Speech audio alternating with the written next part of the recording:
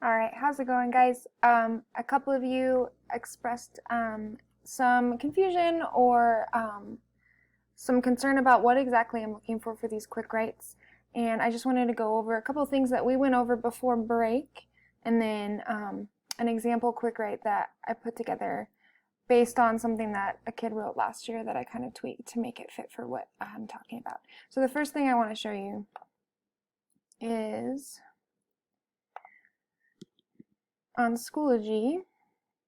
If you guys remember, before break, the day that I was the day I was in New York, I had you guys work on this one. Okay, so it was a diction quick write, and I had us go over in detail this sample response. They're going to look similar to this. The only difference is you might not necessarily need to be giving me a passage because you're not just analyzing diction, you're picking your own prompt. Okay, but this is a really good exemplar to go off of that follows the ICEE format and has evidence from the text. It's the same skill that you use when you wrote this quick write as when you wrote essays, all of that. Okay. I also want to take a opportunity to show you all the things that are available on Schoology for you so that you have them. I think sometimes it's helpful to see it. Okay, so here are the literary task cards that I've been referencing. This is where you pull your prompt.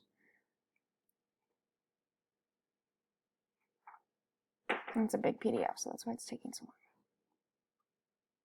long. Okay, all of these are the little white pieces of paper that we used to have in the classroom that are now on Schoology in a PDF. Okay, so you're going to pick one. I would pick a question that you want to answer that you could write 250 words on. Okay, some of you have asked me that, like, what if my question that I pick only says 5 sentences? Well, then pick a different question because I want you writing a constructed response. Okay, some of you have already done a creative one, and that's fine. The creative ones count because that requires a lot of work, but I don't want you doing ones where like it's going to be significantly less than 250 words. I want it to at least be 250 words. Okay, if you're confused about one, just ask me, or just pick a new one. Okay, so don't spend too much time agonizing over which prompt you want. Okay, so there's that. And then if you still don't know where to access the task sheet, the blue task sheet, because I printed it on blue, it's right here. Okay, so I'm talking about these 3 quick writes. Okay.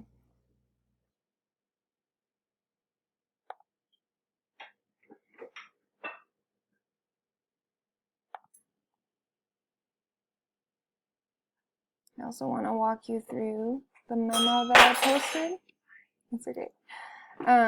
Everything that I could think of that you guys might have questions about, I tried to put on here. So this is all the mushy stuff, blah, blah, blah, but this is the important information, okay? Only a couple of you have taken advantage of this open office hours. So what ends up happening is I sit there for 45 minutes and no one comes and asks for help. So please use that to your advantage. Okay, it's the only time that I'm available live is during your class period because I have other class periods that I'm working on where I do live meets with them. So make sure that you pay attention to that. And then obviously look at the daily agendas that I post and the calendars. And you guys have been doing a good job at that. And then remember, we're finishing the unit that we had already been working on. So before spring break, you were actually supposed to have written one of your quick writes already.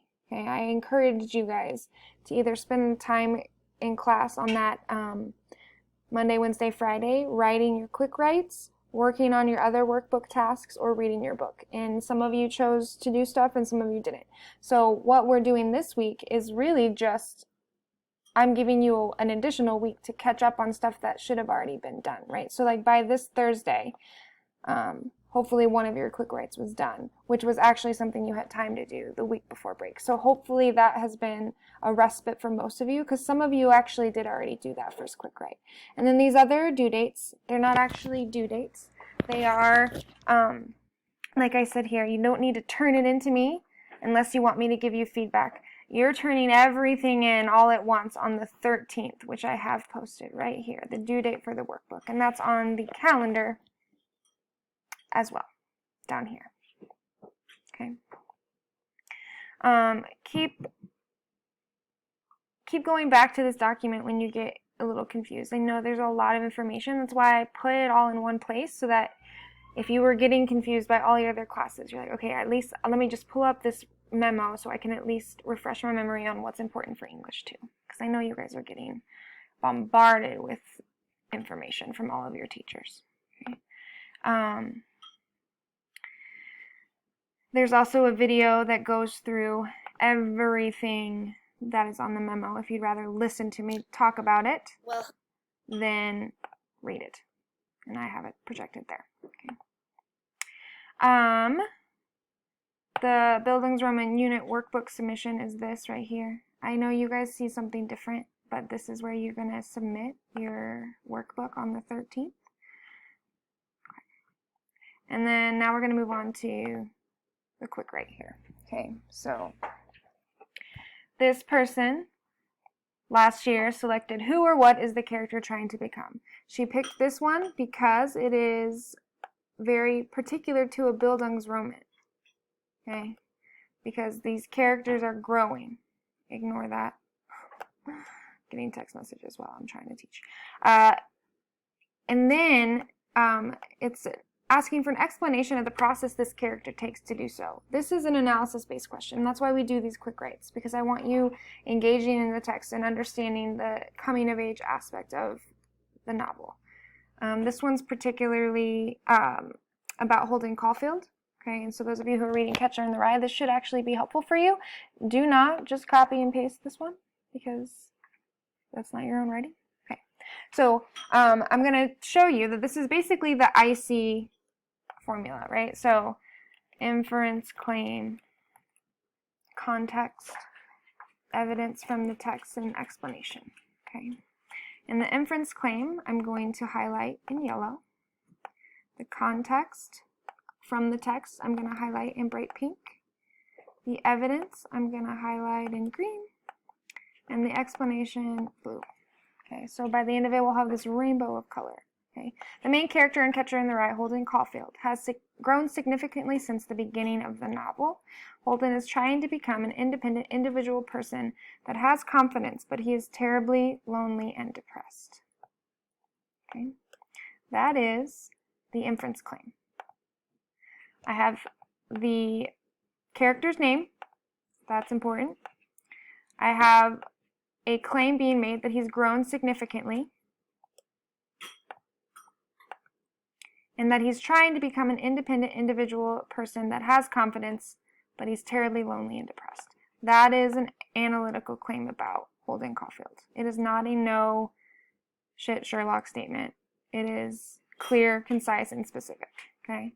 The next thing that we add is a little bit of context here, and there's not a lot. It's kind of, there's an overlap here as well. Okay, so he's unable to connect with adults or learn from others because everyone is phony, and he lacks friends to support him. That's context, okay, because it tells us why he's terribly lonely and depressed, and it tells us why he's struggling to become an independent and individual person, because he thinks everybody else is phony, right? So he's not willing to connect with anyone in order to become a better person. Okay? Then evidence and explanation. So here's evidence, and that is green. When he gets off at Penn Station, he wants to call someone, but as soon as he was inside, he couldn't think of anybody to call because he didn't have strong connections with people. He doesn't have strong connections with people. So remember when we quote the text, right? In the book, it says, as soon as I was inside, I couldn't think of anybody to call, because Catcher in the Rye is in first-person narration. So when we're trying to move it into our own writing and we want to integrate the quote, we want to ice the quote, we change the pronouns to fit our words, right? So then we get, but as soon as he was inside, he couldn't think of anybody to call. Okay, and actually here, embedded in that evidence is our explanation. He doesn't have strong connections with people.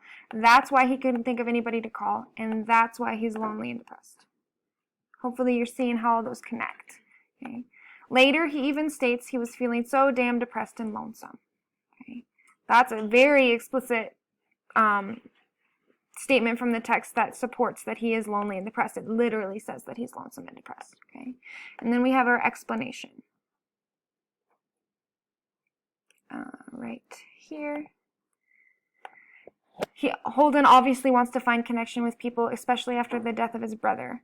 But as a way to protect himself from that painful reality, he instead rejects the phony people around him, hiding his true desire for friendship. And I'm going to highlight the first half of that in yellow, and then I'm going to highlight, in blue, and then I'm going to highlight the second half in yellow, because this is an explanation, right, of the quote that he's depressed and lonesome. And this yellow part connects it right back to our inference claim, our topic sentence, okay? And that's how it should look. It should be in this order, okay? This is the same stuff that you did on your essays, the same stuff you've done for every single quick write you've written for me, okay? It's following that ICEE formula. This one goes on, okay, so if you want to see how many words this is, just to give you a idea, this is 158, so you would still need about 100 more words after this. Okay, this is a really good start. The total on this is 334 words, so it's only about 80 more words than what I'm asking you to get on a page. Okay.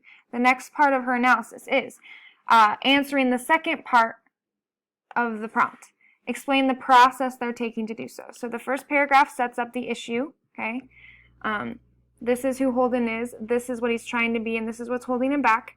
And this is the second part of the question. This is the process he's going through in life to become this person. Okay.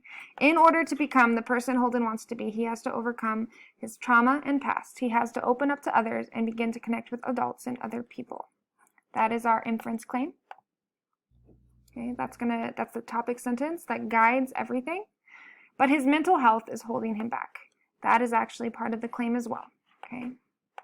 We could put that in the same sentence if we wanted to, but I like but his mental health is holding him back as a standalone statement. Specifically, in chapter 24, when he meets his previous teacher, he changes his views about the phoniness of adults and how some people act, and this is a big step for Holden. This is a perfect context. Okay. Where's the pink? There it is. Okay. Then we have our evidence from the text. Mr. Antolini sums it up, encouraging Holden to let people in. Many, many men have been just as troubled morally and spiritually as you are right now. Happily, some of them kept records of their troubles. You'll learn from them if you want to.